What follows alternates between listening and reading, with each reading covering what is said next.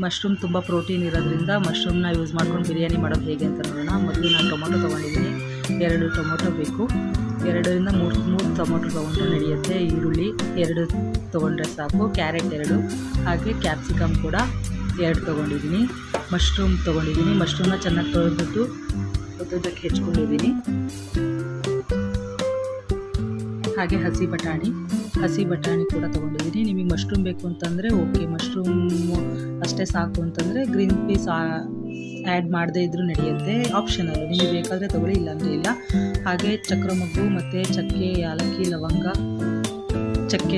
ಏಲಕ್ಕಿ ಲವಂಗನೆಲ್ಲ ತೊಗೊಂಡಿದ್ದೀನಿ. ಮಸಾಲೆ ಪದಾರ್ಥಗಳು ನಿಮ್ಗೆ ಏನು ಬೇಕೋ ಅದನ್ನೆಲ್ಲ ತೊಗೊಳ್ಳಿ.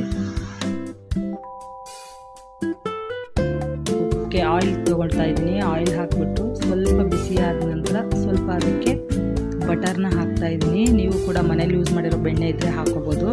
ಬೆಣ್ಣೆ ಇನ್ನೂ ಚೆನ್ನಾಗಿ ರುಚಿ ಕೊಡುತ್ತೆ ಅಂತ ಹೇಳಿಬಿಟ್ಟು ನಾನು ಬಟರ್ನ ಯೂಸ್ ಮಾಡ್ತಾಯಿದ್ದೀನಿ. ಸ್ವಲ್ಪ ಬಟರ್ ಎಲ್ಲ ಫ್ರೈ ಆದಮೇಲೆ, ಎಲ್ಲ ಆಯಿಲ್ ಕಂಟೆನ್ಸಿಗೆ ಬಂದಮೇಲೆ ನೀವು ಏನು ಮಸಾಲೆಗಳನ್ನು ಎತ್ತಿಟ್ಕೊಂಡಿದ್ರಲ್ವ ಅದನ್ನೆಲ್ಲದನ್ನು ಸ್ವಲ್ಪ ಮೈಲ್ಡಾಗಿ ಸ್ವಲ್ಪ ಪುಡಿ ಮಾಡ್ಕೊಳ್ಳಿ. ಪುಡಿ ಮಾಡ್ಕೊಂಡ ನಂತರ ನೀವು ಅದನ್ನು ಚೆನ್ನಾಗಿ ಫ್ರೈ ಮಾಡ್ಕೋಬೇಕು. ಆಯಿಲು ಮತ್ತು ಬಟರ್ನ ಏನು ಆಯಿಲ್ ಕನ್ಸಂಟ್ರೇನ್ಸಿ ಇರುತ್ತಲ್ವ ಅದರಲ್ಲಿ ಫ್ರೈ ಮಾಡ್ಕೊಳ್ಳಿ. ಫ್ರೈ ಮಾಡ್ಕೊಂಡಾದ ತಕ್ಷಣ ನೆಕ್ಸ್ಟು ಮಸಾಲೆ ಎಲ್ಲ ಸ್ವಲ್ಪ ಫ್ರೈ ಆಗಿದೆ ಅನಿಸಿದ ತಕ್ಷಣ ಪಲಾವ್ ಎಲೆನ ಅದಕ್ಕೆ ಆ್ಯಡ್ ಮಾಡ್ತಾಯಿದ್ದೀನಿ. ನೆಕ್ಸ್ಟು ನಾನಿವಾಗ ಈರುಳ್ಳಿ ಹಾಕ್ತಾಯಿದ್ದೀನಿ.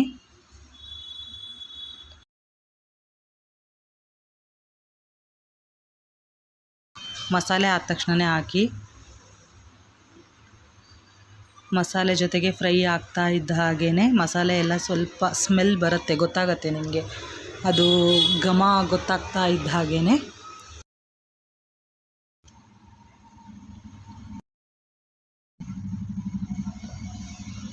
ಈರುಳ್ಳಿ ಚೆನ್ನಾಗಿ ಫ್ರೈ ಆಗ್ತಾಯಿದೆ, ಗೋಲ್ಡನ್ ಬ್ರೌನ್ ಕಲರ್ ಬಂತು ಅಂದ ತಕ್ಷಣ ಮಶ್ರೂಮ್ ಹಾಕ್ಕೊಳ್ಳಿ. ಏಕೆಂದರೆ ನೆಕ್ಸ್ಟು ನಮಗೆ ಬೇರೆ ತರಕಾರಿಗಳನ್ನು ಹಾಕಿದ್ರೆ ಮಶ್ರೂಮ್ ಚೆನ್ನಾಗಿ ಫ್ರೈ ಆಗೋಲ್ಲ, ಅದರಲ್ಲಿ ಹಸಿ ಸ್ಮೆಲ್ ಹಾಗೇ ಇರುತ್ತೆ.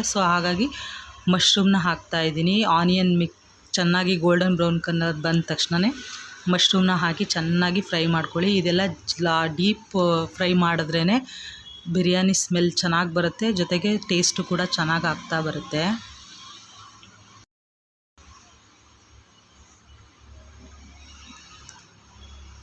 ಈಗ ಚೆನ್ನಾಗಿ ಫ್ರೈ ಆಗಿದೆ. ಅದಕ್ಕೆ ನಾನು ಜಿಂಜರ್ ಗಾರ್ಲಿಕ್ ಪೇಸ್ಟ್ ಹಾಕ್ಕೊಳ್ತಾ ಇದ್ದೀನಿ.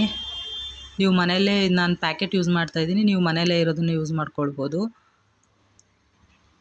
1 ಟೇಬಲ್ ಸ್ಪೂನ್ ಹಾಕ್ಕೊಳ್ಳಿ. ಮಸಾಲೆ ಜೊತೆಗೆ ಜಿಂಜರ್ ಗಾರ್ಲಿಕ್ ಪೇಸ್ಟು ಫ್ರೈ ಆದಾಗ ತುಂಬ ಒಳ್ಳೆ ಪರಿಮಳ ಬರುತ್ತೆ. ಆ ಪರಿಮಳದಿಂದನೇ ನಿಮಗೆ ಅದು ಹಸಿ ವಾಸನೆ ಹೋಗೋ ತನಕನೂ ಫ್ರೈ ಮಾಡ್ಕೊಳ್ಳಿ ಚೆನ್ನಾಗಿ. ನೆಕ್ಸ್ಟು ನಾನು ಮೆಣಸಿನ್ಕಾಯಿ ಹಾಕ್ತಾಯಿದ್ದೀನಿ, ಉದ್ದಕ್ಕೆ ಹೆಚ್ಕೊಂಡಿರೋ ಹಸಿ ಮೆಣಸಿನ್ಕಾಯಿ. ಅದನ್ನು ಸ್ವಲ್ಪ ಡೀಪ್ ಫ್ರೈ ಮಾಡ್ಕೊಳ್ಳಿ. ಫ್ರೈ ಆಗ್ತಾ ಇದ್ದ ಹಾಗೇ ತರಕಾರಿಗಳನ್ನು ಆ್ಯಡ್ ಮಾಡೋಣ. ಮೊದಲು ಟೊಮ್ಯಾಟೊ ಹಾಕ್ತಾಯಿದ್ದೀನಿ. ಎಲ್ಲ ತರಕಾರಿಗಳನ್ನು ಒಂದೇ ಸರಿಗೆ ಹಾಕಿದ್ರೆ ಅದು ಟೇಸ್ಟು ಚೆನ್ನಾಗಿ ಬರೋಲ್ಲ. ನಾನು ಒಂದೊಂದೇ ಹಾಕ್ಕೊಳ್ತಾ ನಾನು ಫ್ರೈ ಮಾಡ್ತಾಯಿದ್ದೀನಿ. ನೋಡಿ, ಟೊಮ್ಯಾಟೊ ಸ್ವಲ್ಪ ಫ್ರೈ ಆಗಿದೆ ಅಂತ ಅನಿಸಿದ ಮೇಲೇ ನಾನು ಬೇರೆ ತರಕಾರಿ ಆ್ಯಡ್ ಮಾಡ್ತಾಯಿದ್ದೀನಿ. ಇವಾಗ ಕ್ಯಾಪ್ಸಿಕಮ್ ಆ್ಯಡ್ ಮಾಡಿದೆ. ಜೊತೆಗೆ ಕ್ಯಾರೆಟ್ ಕೂಡ ಹಾಕ್ಕೊಳ್ಳಿ. ಕ್ಯಾಪ್ಸಿಕಮ್ಮು ಬೇಗ ಫ್ರೈ ಆಗುತ್ತೆ, ಅದು ಜಾಸ್ತಿ ಟೈಮ್ ತೊಗೊಳ್ಳಲ್ಲ. ಕ್ಯಾರೆಟು, ಅದರ ಜೊತೆ ಗ್ರೀನ್ ಪೀಸ್, ಹಸಿ ಬಟಾಣಿ ಸಿಗುತ್ತೆ ಎಲ್ಲ ಕಡೆ. ಹಸಿ ಬಟಾಣಿ ಯೂಸ್ ಮಾಡಿದ್ರೆ ತುಂಬ ಒಳ್ಳೆಯದು. ಮಸಾಲೆಗಳನ್ನು ಆ್ಯಡ್ ಮಾಡ್ತಾಯಿದ್ದೀನಿ. ಮೊದಲು ಧನಿಯಾ ಪುಡಿ ಹಾಕ್ತಾಯಿದ್ದೀನಿ, 2 ಟೇಬಲ್ ಸ್ಪೂನ್ ಧನಿಯಾ ಪುಡಿ.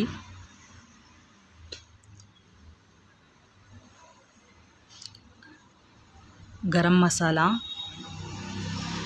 2 ಟೇಬಲ್ ಸ್ಪೂನ್ ಚಿಲ್ಲಿ ಪೌಡರ್. ಇಷ್ಟನ್ನು ಚೆನ್ನಾಗಿ ಫ್ರೈ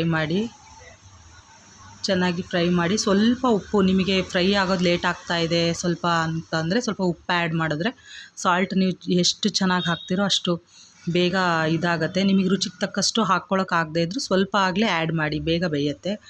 ನಾನು ಮೊದಲೇ ತೊಳೆದಿಟ್ಕೊಂಡಿದ್ದೀನಿ ರೈಸ್ನ ಮತ್ತು ನೀರನ್ನ ಅಳತೆ ಮಾಡಿಕೊಂಡು 1 ಗ್ಲಾಸ್ಗೆ ರೈಸ್ಗೆ 2 ಗ್ಲಾಸಸ್ ವಾಟರ್ನ ನಾನು ರೆಡಿ ಮಾಡಿ ಇಟ್ಕೊಂಡಿದ್ದೀನಿ.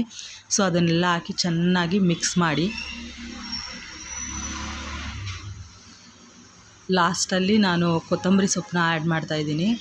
ಕೊತ್ತಂಬರಿ ಸೊಪ್ಪನ್ನ ನಾವು ಫ್ಲೇವರ್ಗೆ ಅಂತಲೇ ಮೇಲೆ ಹಾಕಬೇಕು. ಜಾಸ್ತಿ ನೀವು ಬೇಗನೆ ಹಾಕಿದ್ರೆ ಫ್ರೈ ಮಾಡೋದ್ರೆ ಅದು ಅಷ್ಟು ಟೇಸ್ಟ್ ಬರಲ್ಲ.